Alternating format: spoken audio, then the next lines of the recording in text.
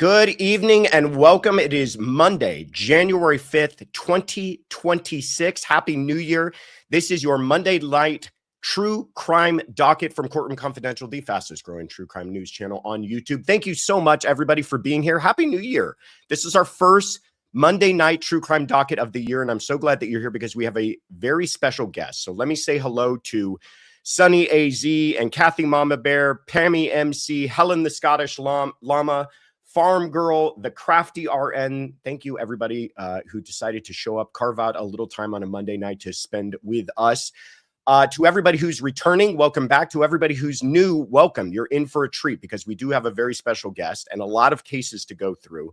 There have been a lot of developments, and this, for some reason, well, there isn't some reason. It's January. Everybody kicks everything over past the holidays, and that makes the beginning of January incredibly busy in the criminal courts.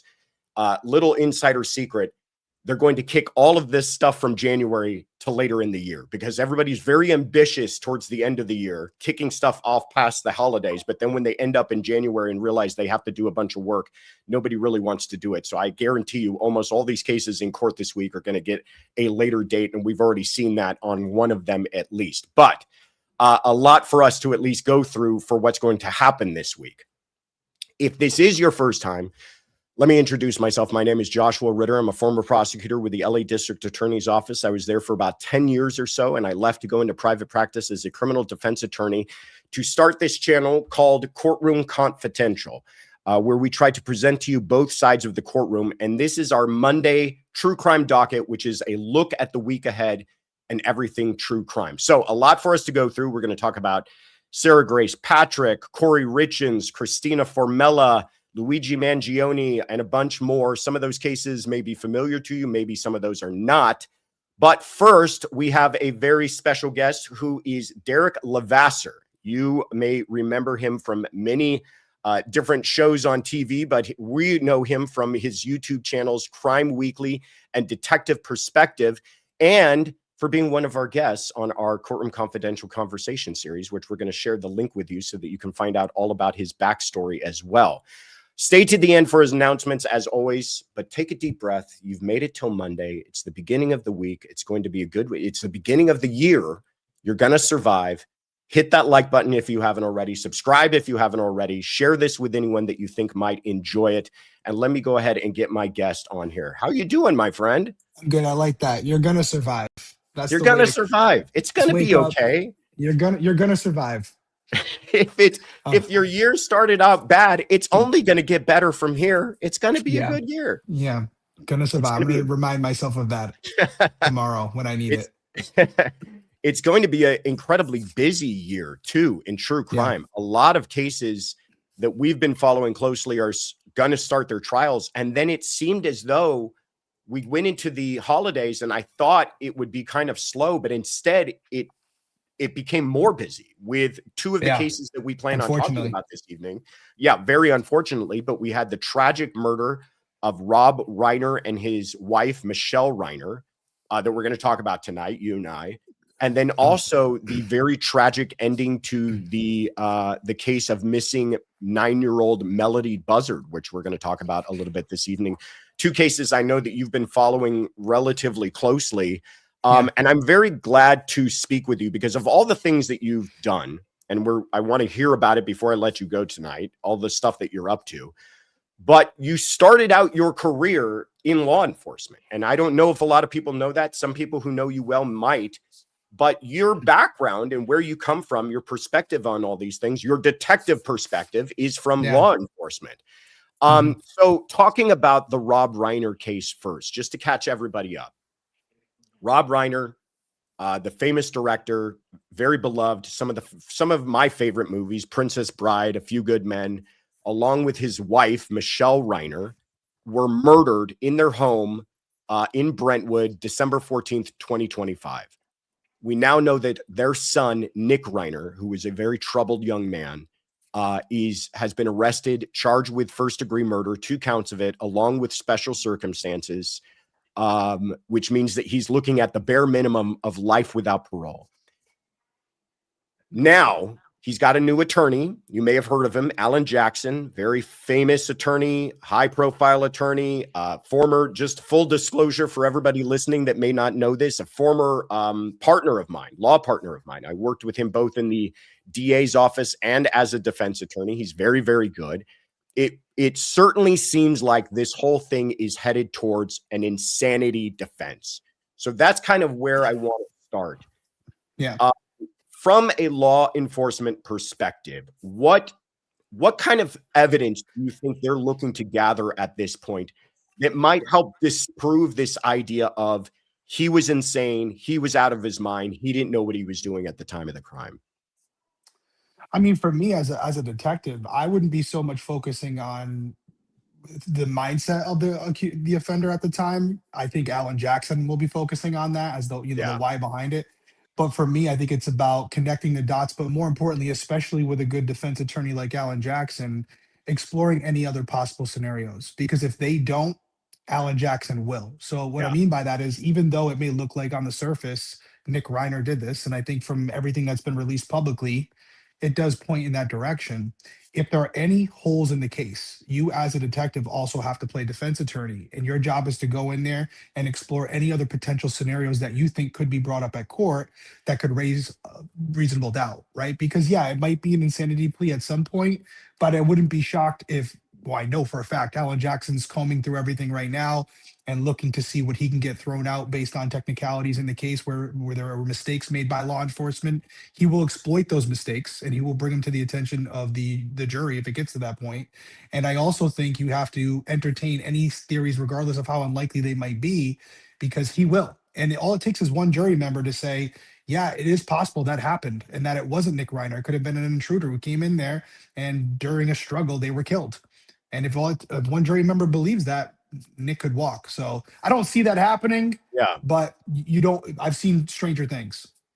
Do you think law enforcement, prosecutors, when they know someone like an Alan Jackson has been assigned to a case, do you think that kind of plays a role in the way they behave? I mean, do they all of a sudden realize they got to kind of cross their T's, dot their I's a little bit more carefully?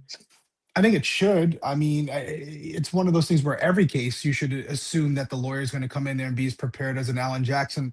I know in my experience, I honestly had more difficulties with new attorneys, right? People who really felt like they had to prove themselves, because even if it was a small case to them, it was a big case. And it's something that you just take for granted and you assume is going to go a certain way. They're in there pulling out case law from 30, 40 years ago. So you got to treat every case like it's a murder investigation. But with Alan Jackson, it's not only him. He has an entire team. And that team is going to be doing little parts themselves. And so they're going to cover a lot of ground very quickly. And so when you hear the name Alan Jackson and you know the notoriety attached to it, yeah, you're going to probably second guess some things and double check them and go from there. 1 second, I know we're live. My daughter has decided to do her audition practices 5 inches from me. So 1 second. Do you want to catch that on camera? Yeah. Tenley, you got to lower it a little bit, babe. Thanks. Sorry about that, everyone. But I can hear it, so I don't know if you can, but I can. No, we can't. I hear the chaos going on in my house as well, but I'm yeah, sure well, that's good. As long as you guys didn't hear it. But yeah, no, overall, to wrap it up, for me, it's almost like being an athlete, right? When you know you're going up against the World Series champs, there's a little more of an incentive to make sure that you're on the ball, because no doubt about it, because of the victims and because of who the defense attorney, this is going to be a highly publicized case. And you don't want to be the law enforcement agency that's getting dragged through the mud because you didn't do your job. Yeah. So to answer your question, yes, they see Alan Jackson, they see Rob Reiner, they know that this case is going to be scrutinized. They got to be on their game. You know, to your point too, putting aside Alan Jackson, whoever was the defense attorney, this was going to get a lot of media attention. I mean, it's involving Rob Reiner, so they know they're under a microscope, even regardless of who the defense attorney happens to be. So let's talk a little bit about that, because one thing that Alan is savvy about is using media attention to his advantage. And right now, TMZ has been leaking a lot of insider stories about the case. They were the first to break the idea that Nick Reiner may have been diagnosed with schizophrenia. None of that has been confirmed in court or through medical records, but we're hearing that from TMZ. They are also the first ones to leak the idea that there was no warrant for the hotel room where Nick Reiner had gone to stay that evening. Now, I think this is some clever, savvy leaking of information coming from the defense team. I don't know that. This is just me speculating. It just seems very convenient that TMZ happens to be getting this information. But they're using that, and they're kind of putting that out there into the atmosphere. Talk to us about, though, because people hear something like, oh, my God, they didn't have a warrant for the hotel, and they immediately assume that means the police did something wrong. Not necessarily true, though, correct? No, not true. You would know more than me as an attorney, but yeah, I mean, there's circumstances where a warrant, it's not reasonable in that moment. There could be a set of circumstances where the preservation of evidence outweighs the need for that search warrant. If you have an environment where waiting to go in could lead to the potential destruction of certain pieces of evidence that could be very important in a future trial, you can go in there, preserve that scene, ensure that everything's protected, and then go get the warrant if needed. But when we're talking specifically about a hotel, and we talked a couple minutes before we started recording, it's a gray area. I mean, I'm law enforcement side, so I'm obviously going to lean toward it's okay, but I don't know. I don't believe you have the same expectation of privacy going into that hotel room as you would at your own home, especially if the housekeeper goes in first and sees something that is incriminating in nature. If they go in there not working as an agent of the state, basically meaning that they're just doing their job as a house cleaner, and they see something that incriminates a particular person, in this case Nick Reiner, they can report that to law enforcement, and legally law enforcement can use that information because this person is now a witness, and they can go into that hotel room, especially if Nick still has access to it, and lock down that room so Nick doesn't have the chance to destroy anything that could be used later. That's a Now, very if good it's point. but now if it's but we were talking about this, and let's just play devil's advocate. Yeah. If the house cleaner hadn't gone in there and Nick Reiner had the room rented until 11 a.m., which is a common time for that, and they go in at 10:30 a.m., what is the expectation of privacy there? Like, as a law enforcement agent, you can't be that first one to go in. You're not a house cleaner, and you can't send anyone in on your behalf. So I do wonder, in that circumstance, would there be an argument that the evidence seized from that location was unlawfully seized and it was, you know, an illegal Fourth Amendment search and seizure?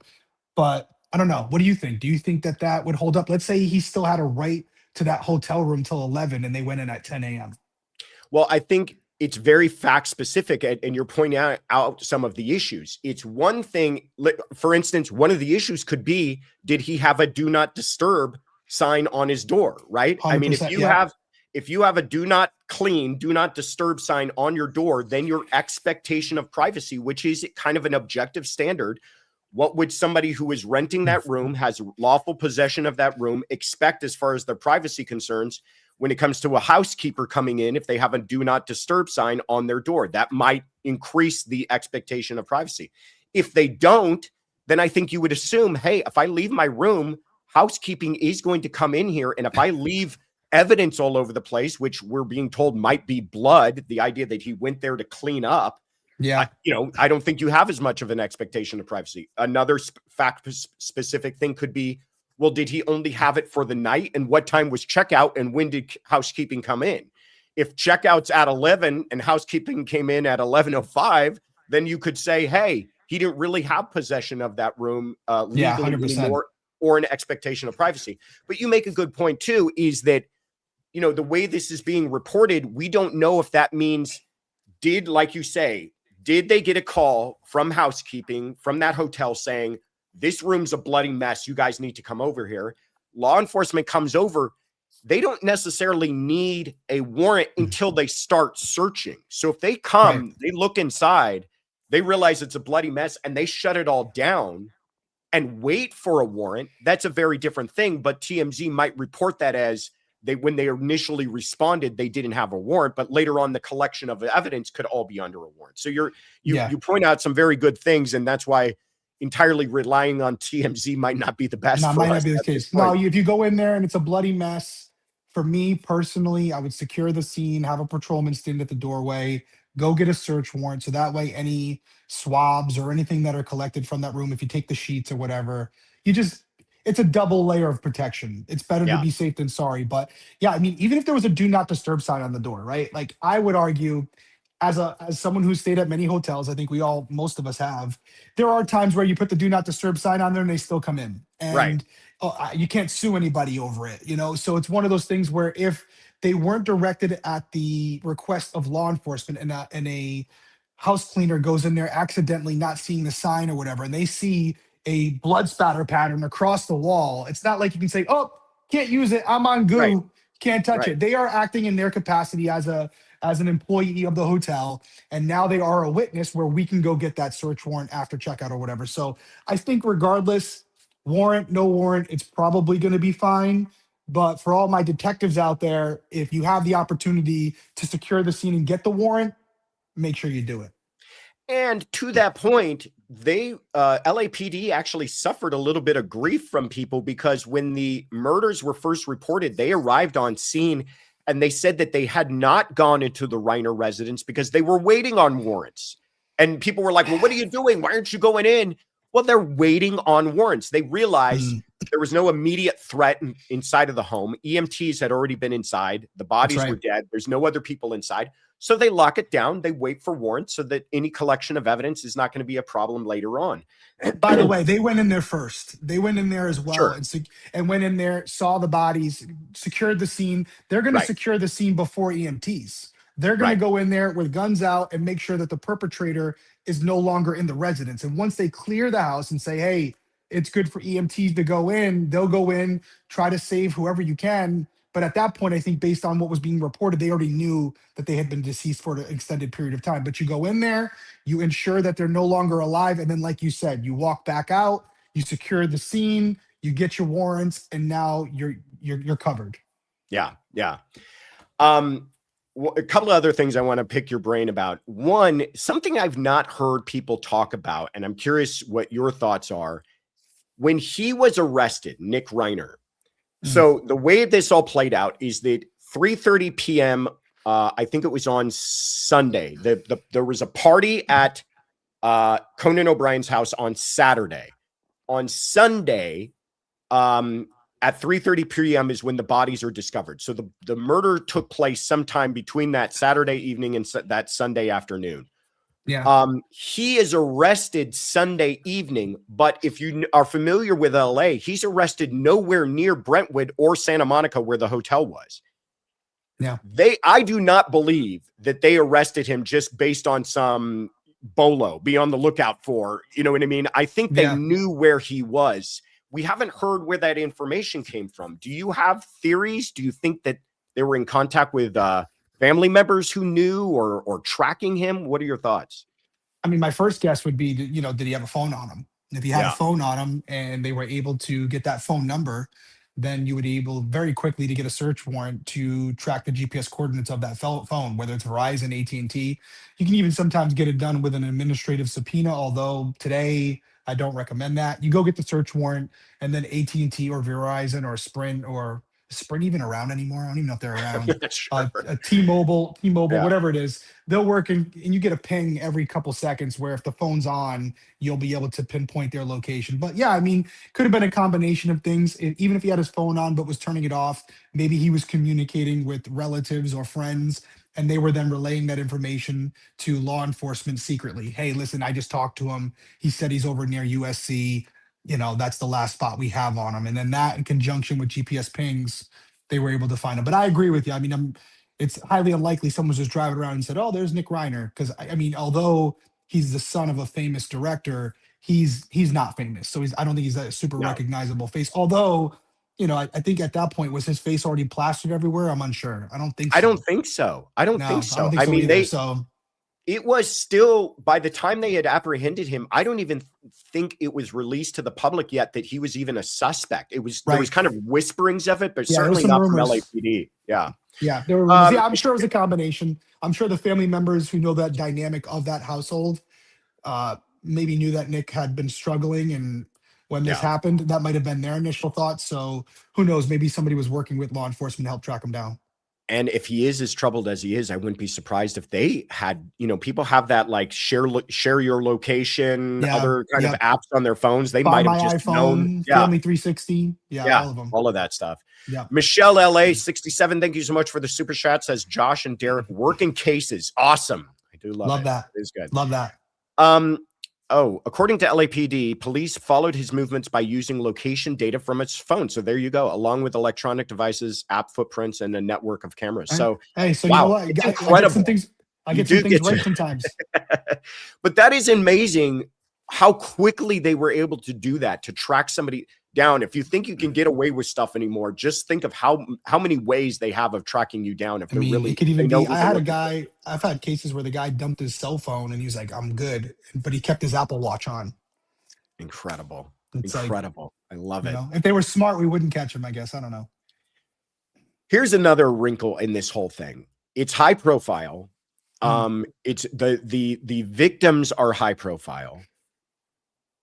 But I'm curious how, a lot of this is going to be about his mental state. If we're reading the tea leaves, his mental state at that time. Well, the closest that we have to what he was up to and what he was thinking is that party the night before at Conan O'Brien's house. And we're already hearing about all of the celebrities that were in attendance at that house. Do you think LAPD is going through that guest list and talking to every single one of those people that might have interacted with Nick and getting their assessment of what they thought his mental state was? I think anybody who was there, because apparently there might have been an argument while they were there as well. And I think anybody who was present during that argument, doesn't matter who you are. Would they interview you and I if we were at CrimeCon and there was an argument there and it led to something? Yeah, they would. And so although it may be more difficult to track these people down, they're no different than you and I. And they're going to be treated the same. And if they witness something that could give an indication to what the motive was in this case, they should be interviewed, because you never know what they're going to say. They could say something extremely critical. Nick might have said to one of them, I'm going to effing kill this guy one day. Or, that's an extreme example, but you have to speak to them to find out what they heard, what they saw. And again, I'm sure it'll be a little bit more difficult because I'm sure all of these celebrities have attorneys that you're having to speak with first. But it's part of the process. Yeah. I think that LAPD and the LA District Attorney's Office does not give a crap if they won an Oscar or won an Emmy. If you're a witness to a crime, they're going to go interview you. And they're going to slap a subpoena in your hand if they feel like you have something important to share. So I'm just looking forward to the witness list in this whole thing, because I think it's going to read like an Oscars after party. Dr. Patrice Berry is lurking. Thank you. So good to see you. Sorry, go ahead. No, I was just going to say, if this case shows us anything, it's that we're all the same, right? Yeah. Famous director, famous actors, lots of money. We all deal with family dynamics and complications and problems, and tragedy can happen to anyone. No one is immune to it. And, they're just like us. You may see them on your TVs, but they're no different than you and I. And the same thing has to be said for these witnesses. Regardless of their resume, they are now a witness to a murder case, potentially. And if they have something that could help build the case against someone or exonerate someone, it's their responsibility. I'm saying not only the celebrities, but law enforcement, to have those communications.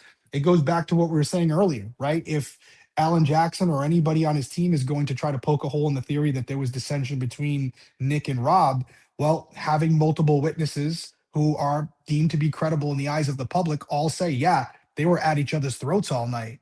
That's going to strengthen the argument that there was something that transpired at the party and carried over to the residents. So you never want to take anything for granted, regardless of how it looks. If there's a witness out there who potentially saw something that could help strengthen your case, it's our responsibility as investigators not to assume, oh yeah, we're good, we got enough. You got to dot every I, cross every T. Yeah, and celebrities, they may feel a certain sense of, I don't want to get involved and I'm too important for all of this, but he was also a very beloved person in Hollywood, Rob Reiner. Yeah. And I doubt that those same people would want to see, even if it was his own son, somebody get away with murder because they didn't want to participate. So I'm expecting to see a lot of pretty famous names on that witness list when it comes up. Speaking of famous names, can I give you a hot take real quick? Please. One thing that I don't love, and I'm interested to hear what your audience has to say about it, and you as well.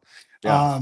They've decided to seal the autopsy reports, Hmm.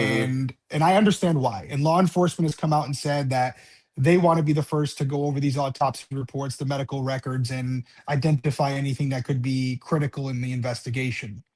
My question to you is this: that's the circumstance for every murder investigation out there. Yeah. If God forbid it were you or I that had been murdered, do you think they would do the same for us? Even though we're not public figures, it goes back to the point of we're all human beings. Yeah. And it must be difficult for family members and friends of non-celebrities to hear about the specifics of how their loved one was murdered. So personally, I understand the rationale behind it, and yet I don't necessarily agree with it. It's either good for everyone or good for no one. That's my hot I ag- take.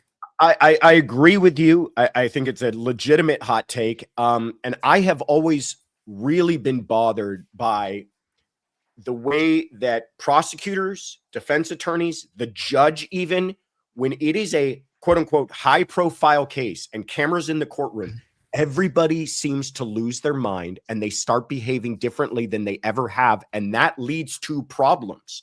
If they would That's just fair. handle these cases like they would any other, the prosecutors on this case have handled dozens of murder cases in the past. They are very experienced. They know what they're doing. Same with the law enforcement and everybody else involved and the judge. But I just fear that when they get the cameras, all of a sudden the judges start issuing wacky rulings.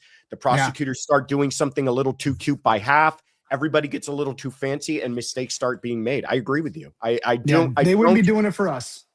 they would not be doing it for us. And And it's unfortunate. you think about all these cases where loved ones have had to listen to people with no background speculate on the people they care about's death and have to relive those last moments of their lives where it's the graphic details in these medical records. They didn't get that same level of protection. So Yeah. like I have no issue with it. My argument would be do it for everybody then. Yeah. No, I agree with you. And, That would be my argument. and especially when it comes to something like that, I agree too that I don't think I would be all that upset if they did kind of have a practice of sealing stuff like that. Some of that is Not at kind of, all. investigatory stuff that really doesn't need to be released to the public. But Completely why agree. are you making exceptions? Right. Very good Bingo. point. As a detective, I have no problem with them sealing it. That makes my job easier because I don't have the court of public opinion playing detective out there every day. Right. But like you said, Do it in every got, case. Yeah. exactly. Make it the precedent. I want to move on. First of all, let me do this really quickly from Shy Gal. Thank you so much for the super chat. Says, off topic, sorry. Derrick, my 19-year-old niece is landing in Spain to do a semester in college. What is your advice to stay safe? It's so funny that this came up because I'm getting a little bit of backlash for something I said in our last week episode of Crime Weekly because we're covering Amanda Knox right now. Oh, yeah. And I wasn't too familiar with the case. Obviously, I knew the case, but not the details of it. And I don't even remember the exact comment I made, but it was something along the lines of like, as a parent, I don't know if I'd be letting my kids go overseas to study abroad right now. It's a dangerous world out there. And people like, I went overseas and it was the best experience of my life. I went to school in Connecticut and I got the same level of independence that you would have going overseas, you being on your own, doing your own laundry. But what would my advice be? Honestly, the reality is, which is why I said this, there's not much you can do from over here. What I would tell them is to be cognizant of their surroundings, keep their circle of friends small when it comes to who you bring back to your house. Make sure your phone is always charged. Make sure you go out in well-lit areas. Don't go out alone. Try not to walk far distances if you can avoid it. Make sure you're taking ride shares or taxis with multiple people, not just yourself. Be careful who you share your information with. It could be someone at a coffee shop or a restaurant. You don't know who that person is or what their intentions are. And also, get a little self-defense thing if you could, some mace or pepper spray, or, sometimes they sell the little baton knives or whatever that you can have, whatever you feel comfortable with. Do as much as you can. And also develop a code word. If you have a communication with your kids once a day, twice a day, whatever it might be, maybe even an emoji. I have an emoji with my oldest daughter who's 13. If they're in an uncomfortable situation and they can't get to their phone or make a long text or a long conversation, if they text a certain emoji, you can track them and notify authorities in that area that, hey, my daughter or my son just Love sent that. this to me.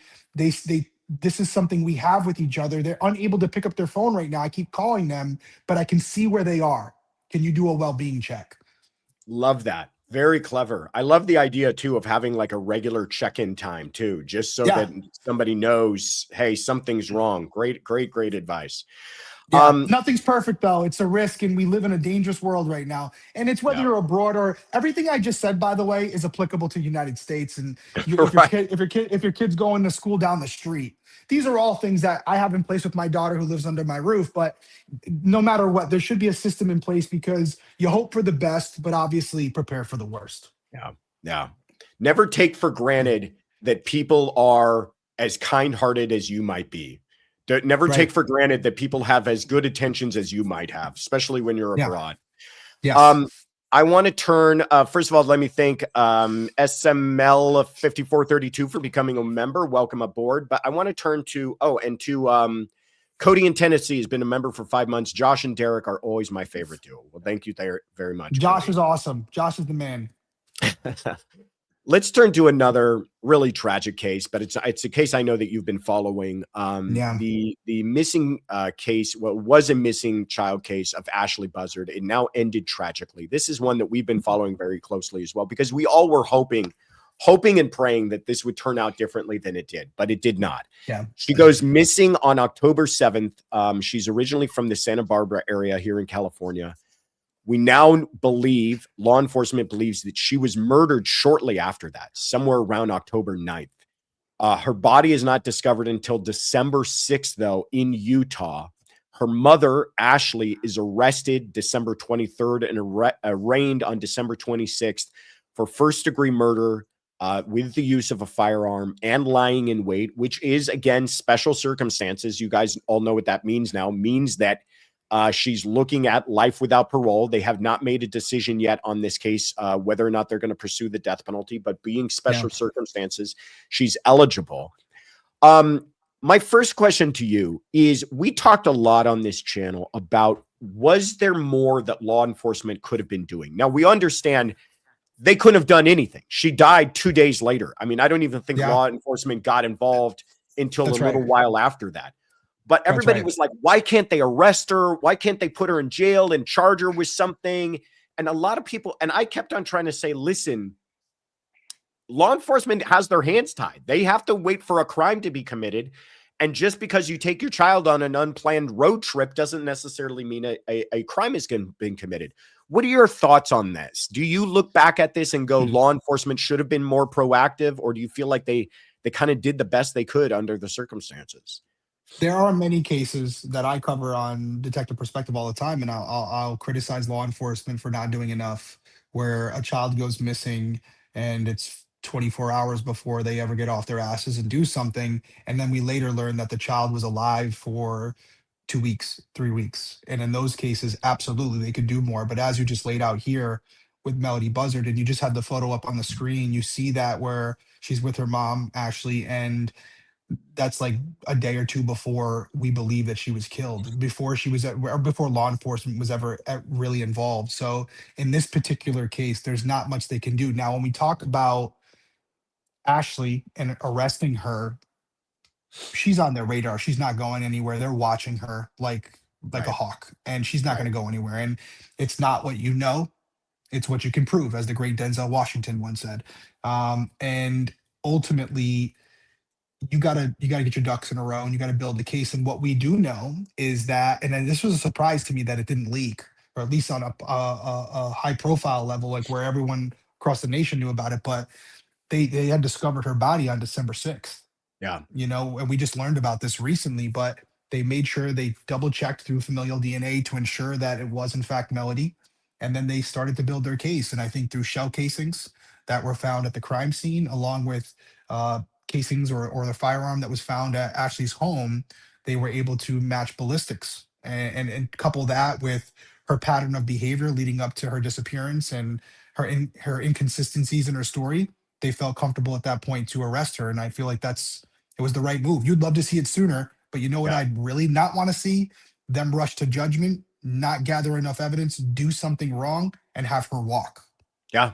Yeah. So Sometimes, we talk a lot about, there's a lot of times where law enforcement gets grief because they acted too quickly and they're overly yeah, aggressive and they yeah, overcharge a case.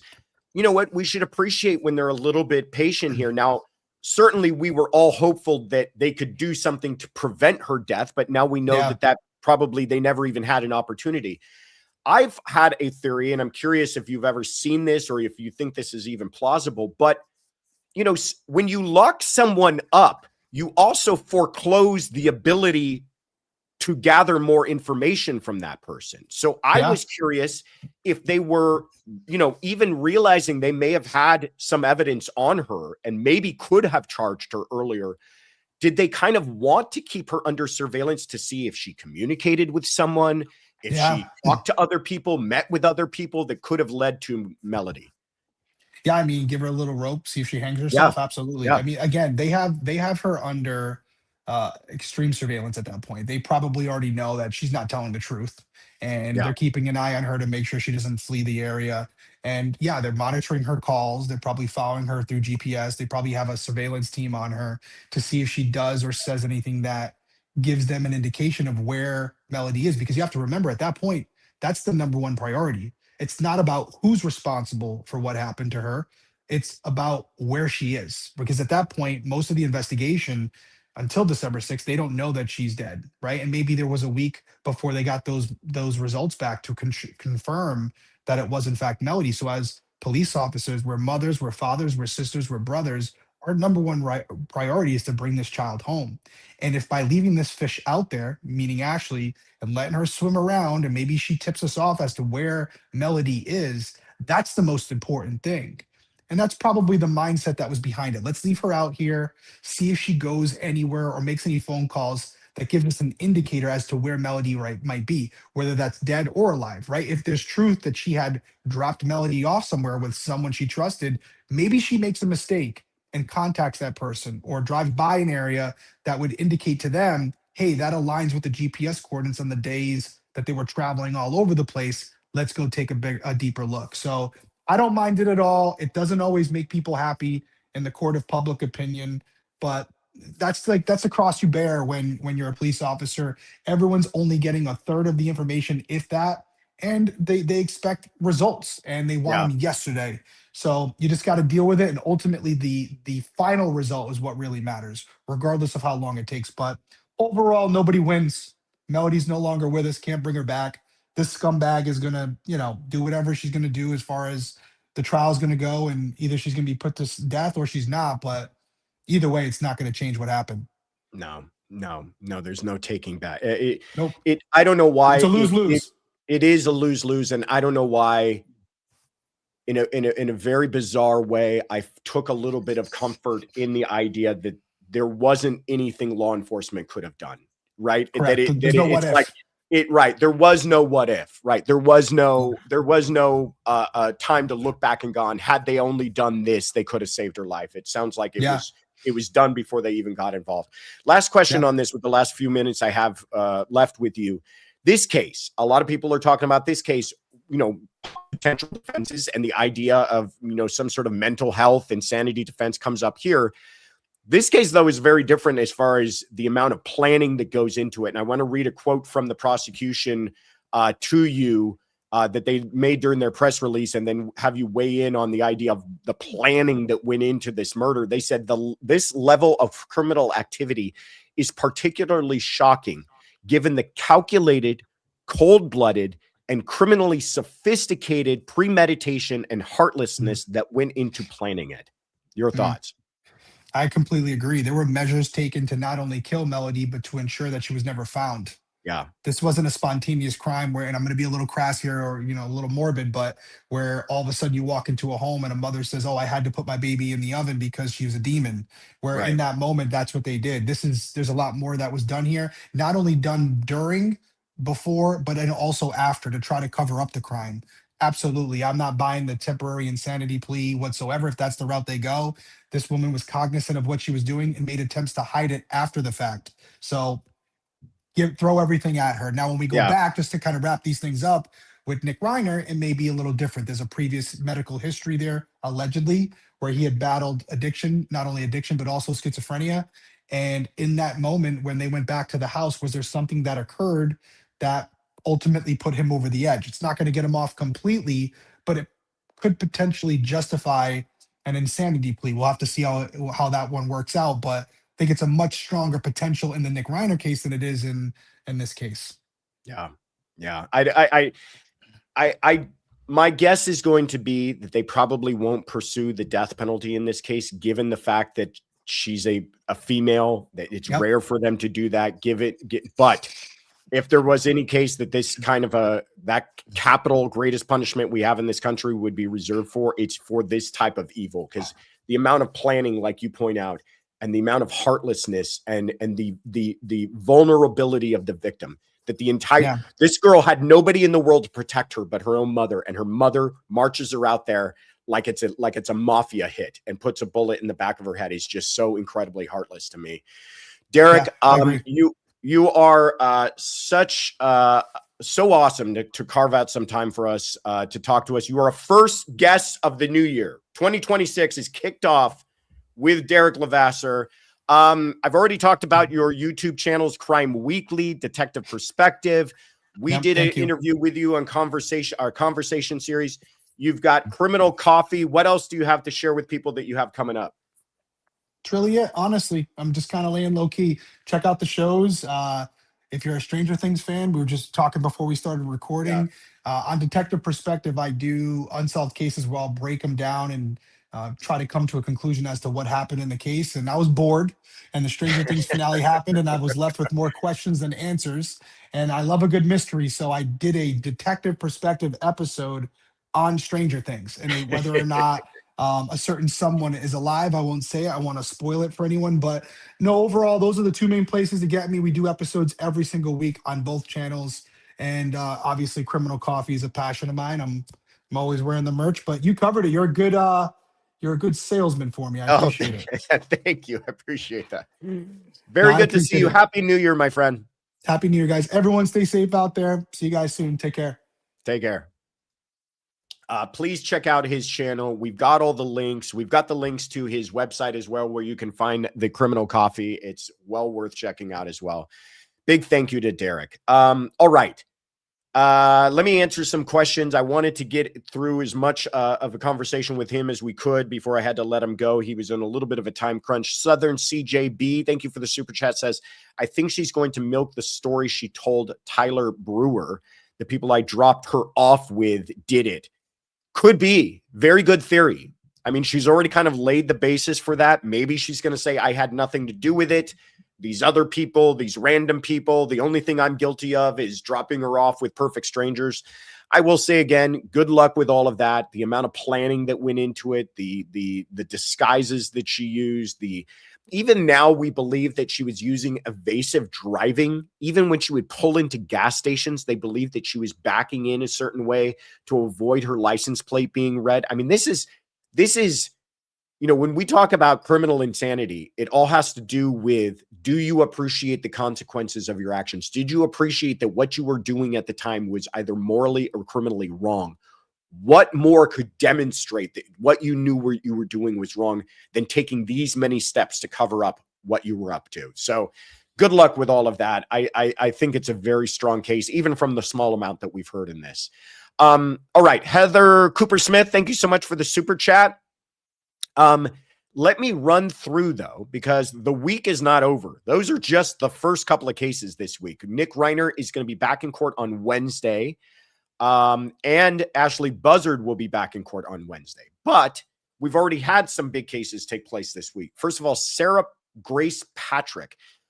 She was in court today. This is the young woman out of Georgia who's accused of murdering her mother, Kristen Brock, and her stepfather, James Brock.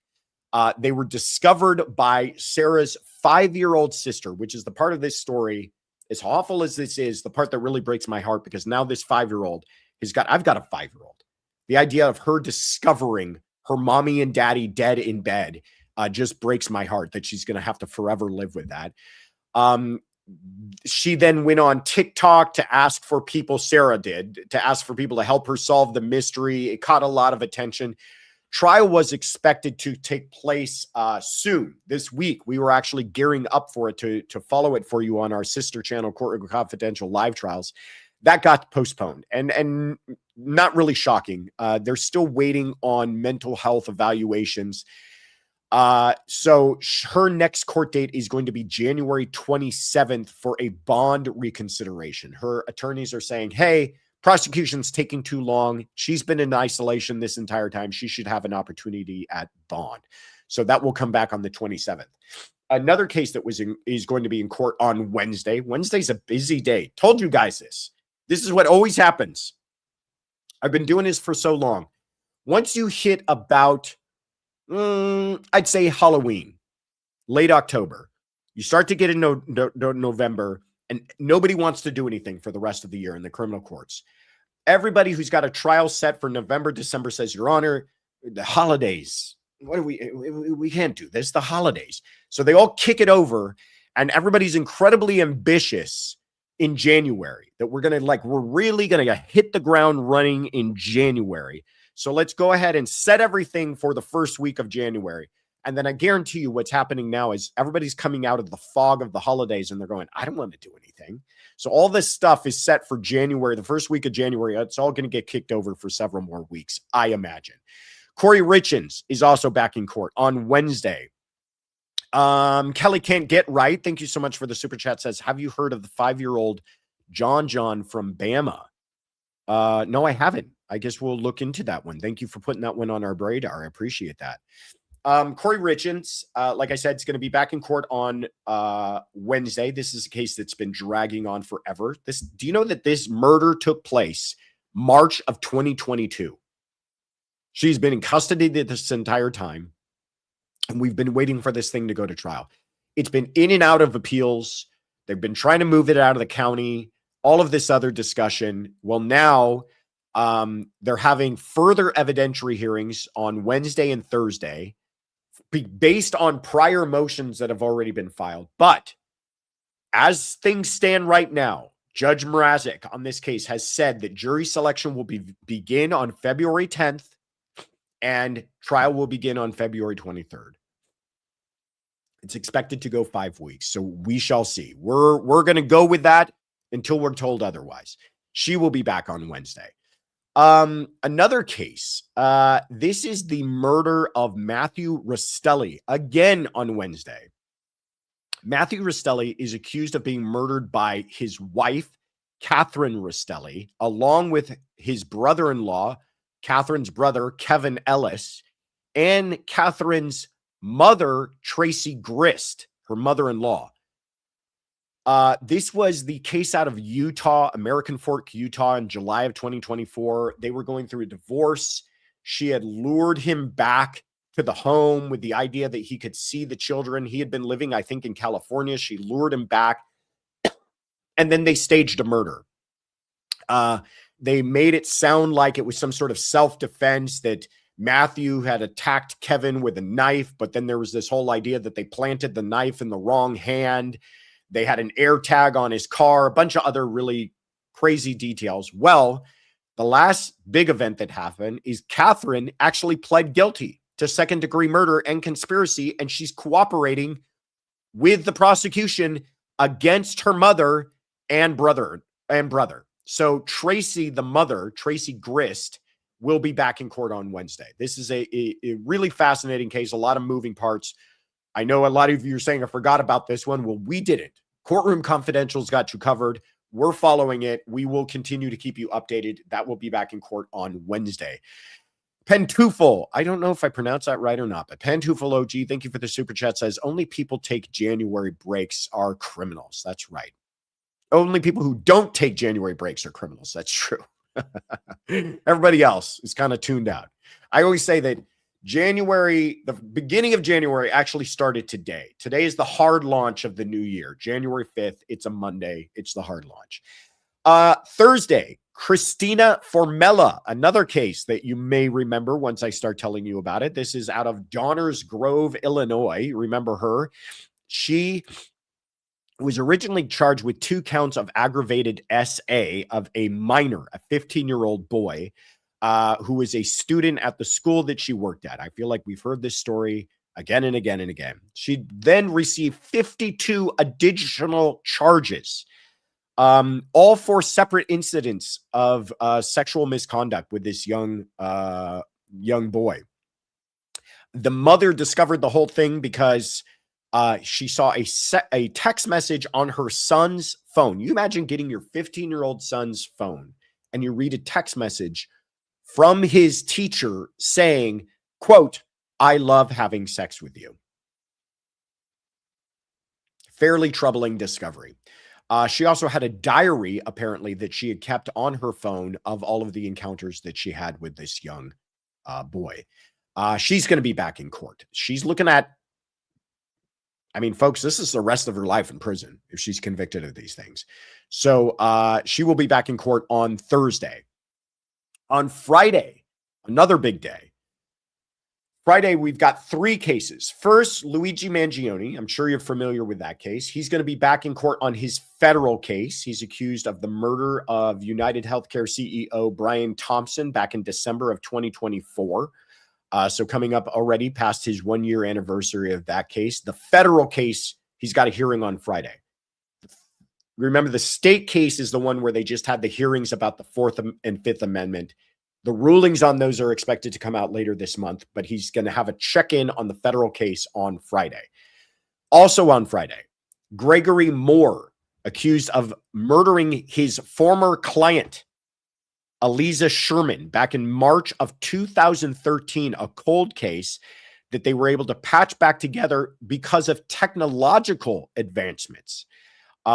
This case has been, as old as it is, it's already starting to age a little bit more because there's a lot of issues on DNA and discovery, and the judge has ordered that several boxes of discovery be turned over, and we expect to hear about the latest on all of that this Friday.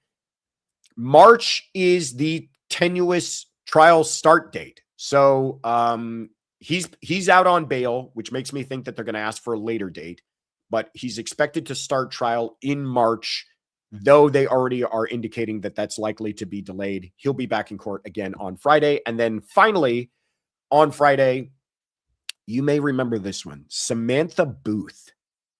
This is the young woman who, this took place back in October in Royal Oak, Michigan.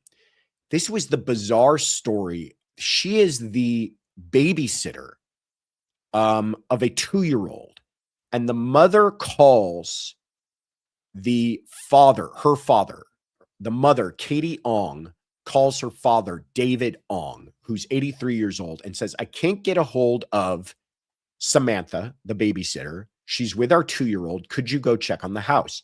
He arrives at the house and is never heard from again. So mom, Katie, calls her brother, Douglas Smith, to go to the house. He shows up to the house to now check on both 2-year-old and grandfather and finds Samantha naked, covered in blood, holding a screwdriver, and she goes after him. And she had stabbed to death David Ong, allegedly with that screwdriver. The child, the 2-year-old, was unharmed, and Uncle Douglas was able to save her. But she's obviously having a mental health evaluation, no criminal history. She had been a trusted, member of the family, watching after this 2-year-old. Even had communications with her, like her boyfriend ahead of time, talking about, "Oh yeah, I'm going to go stay they're out of town. I'm staying with the 2-year-old," just a nightmare. Just, not to overuse this term, but just snapped is apparently what happened. So she's got a mental health evaluation. We'll be looking to see the results of that on this Friday. And that is a busy week. So that is everything you got going on this week. And I'm going to further complicate your week because we've got some changes to some of our programming. But first, let me tell you about a website you need to check out. That is thecourtroomconfidential.com. And you will find the big 3 M's on courtroomconfidential.com. First of all, Messages. If you want to leave us a voice message that we will answer live, a question about true crime live on our regular Sunday show, Sunday Funday, go to thecourtroomconfidential.com and click on messages. Membership. If you want to become a member of Courtroom Confidential, we would love to have you. We do our best to make it worth your while. And you can join at thecourtroomconfidential.com by clicking on become a member. And finally, merch. If you are interested in purchasing one of our lovely Courtroom Confidential t-shirts, including the t-shirt that I'm wearing this evening, or if you are interested in pajama pants or mugs or tumblers or any of the other incredible products that we have, sweaters and t-shirts and everything else. The Crafty RN says that the shirt is Olive Suyu. Very clever. Very good. Afton says it's called Overruled Olive. I also like that as well. Do we have any military themed guesses in our guesses tonight? I'm getting a big smile, which means, I guess, no, thank you. Olive Courtroom Confidential, says Alicia K. Mayo. This shirt, many other colors, all available. And Romina Hollow says the membership is so worth it. Even the lowest tier is the best membership, in my opinion. Oh, thank you. That's very nice. Well, listen to Romina, everybody. If you don't believe me, believe Romina. Please join us. We'd love to have you. What did you miss? Well, you missed a lot. We have a couple of really great videos that we've put out for you recently that we would love for you to check out. First of all, we did a top 10 trials to look forward to in 2026. A lot of you have enjoyed this. It's created a lot of conversation and debate, and we would love for you to watch it. If you haven't checked it out, please check it out. It's up on our channel now. Also, we did the latest in our Courtroom Confidential case files series, where we did a deep dive into the Barry Morphew case. So please check that out. We put a lot of work into it. I think it is probably I'm most proud of the work product that was put into this. Kaylin really knocked it out of the park, the amount of work that she put into this, and I want you guys to check it out. If you don't believe me, check it out, because I'm telling you, Kaylin put a lot of great work into it, and you should check it out. We also interviewed Gisela from Grizzly True Crime, and Karen McDonough from the Interview Room make some special appearances on there. So please check it out.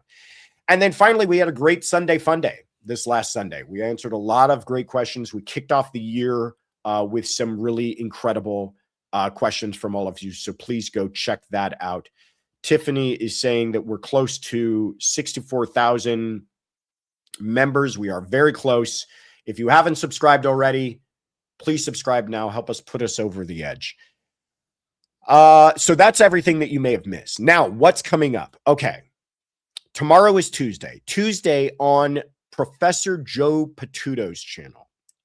Please check it out. I'm going to be appearing on her channel. It's called Professor Joe Explains at 2 p.m. Pacific, 5 p.m. Eastern. And I believe we're talking about the Nick Reiner case. So please check that out. Then Wednesday, we would normally have our Wednesday night live. We're not gonna. I'm going to be on an airplane. Sorry. So we're moving it to Thursday. I know this throws everybody off. And I know it's like cats and dogs raining down from heaven. Cats and dogs fighting, whatever the phrase is. We're moving it to Thursday. So we will have that. And we're moving the time. It's going to be at 3 p.m. Pacific, 6 p.m. Eastern on Thursday. Guest to be determined. Friday, check out the weekly rap sheet on Fox Nation. That will be released at, thank you so much, 81 Bina, for the gift of memberships. Very kind of you. On Fox Nation this Friday. This is a show I do along with Paul Morrow and Donna Rotuno. And we're going to be taking questions. We love for you to email questions on this so that we can answer them live on the show. If you go to the weekly rap sheet at fox.com, we are going to be talking about the Ohio dentist and wife who were murdered. Shocking case. If you haven't been following this one, if you have, you know exactly what I'm talking about. We're also going to be talking about Melody Buzzard, and we're going to be talking about Nick Reiner. So 2 cases that you're very well familiar with, plus a new one. So if you have questions about those, please email us your questions. And so far, the Courtroom Confidential crew has been knocking it out of the park with the questions. email them over to theweeklyrapsheet@fox.com. We'll be answering them on Friday. But we will not be having a weekly roundup. Shy Gal, thank you so much for the gift of memberships. Appreciate you so much. Why, Ritter? Because I'm going to be on another plane coming back home. So instead, we're going to do our weekly roundup live on Saturday at 1 p.m. Pacific, 4 p.m. Eastern. Sorry. Wednesday's going to Thursday. Friday's going to Saturday. Don't worry. We've got you all covered. But then Sunday Funday will be back at its normal time at 9 a.m. Pacific, noon Eastern. All right. That's all the changes for this week. Let me give some big shout outs and thank yous to some of our new members. Deep breath. Let me take a sip of coffee here.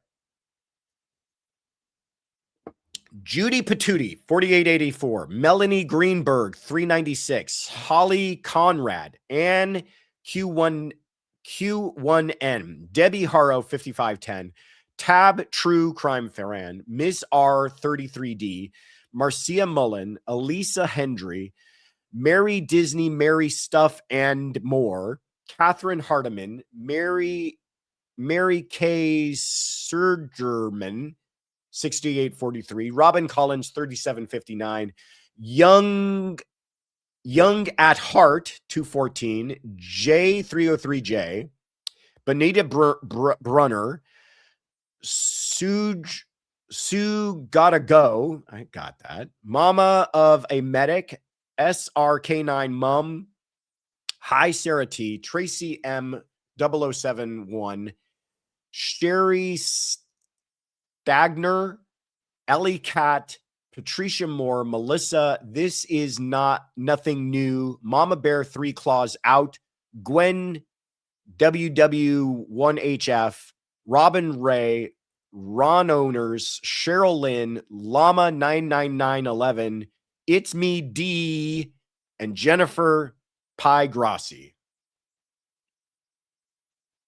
There you go. Those are all the brand new members. You guys are fantastic. Thank you for jumping aboard and welcome aboard. Big shout out and thank you to Afton, Shy Gal, Kathy, and therapists you know for being the best mods in the business. Big shout out to Kaylin. Thank you so much, Kaylin, for everything you do. And Tiffany for being the best thing that ever happened to me. We will see you back here when? Not Wednesday, but Thursday. Take care, everybody. Bye-bye.